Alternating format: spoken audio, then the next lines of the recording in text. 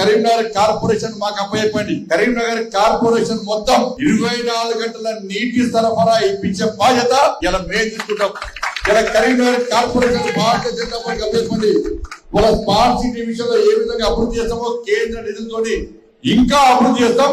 గల్లీలో ఉన్న సమస్యలు కూడా పరిష్కరించడానికి భారతీయ జనతా పార్టీ కేంద్రం పైసలు ఇస్తేనే అభివృద్ధి చేస్తుంది. కాబట్టి కేంద్రంలో నరేంద్ర మోడీ గారి ప్రభుత్వం ఉంది కాబట్టి ఇక్కడ కరీంనగర్ కార్పొరేషన్ లో భారతీయ జనతా పార్టీ జెండా ఎగరేస్తే పైసలు నేరుగా వస్తాయి. లేకుంటే ఇంతకుముందు సునీల్ రావు గారు చెప్పినట్టు ఇచ్చే పైసలు మనము దొబ్బిపోయేది మాత్రం బీఆర్ఎస్ దొబ్బారు, ఇప్పుడు కాంగ్రెస్ వాళ్ళు దొబ్బిపోతారు. కాబట్టి ఇచ్చేటువంటి అధికారం ఇస్తే నీతి నిజాయితీగా నిబద్ధతతో అభివృద్ధి జరుగుతుంది. కాబట్టి అందరూ ఆలోచించండి, మేధావి వర్గం కూడా ఆలోచించాలి, కరీంనగర్ యువత ఆలోచించాలి. కరీంనగర్ కార్పొరేషన్ లో రంగురంగుల జెండా ఎగరన్నా, కాషాయపు జెండా ఎగరన్నా కరీంనగర్ యువత ఆలోచించాలి.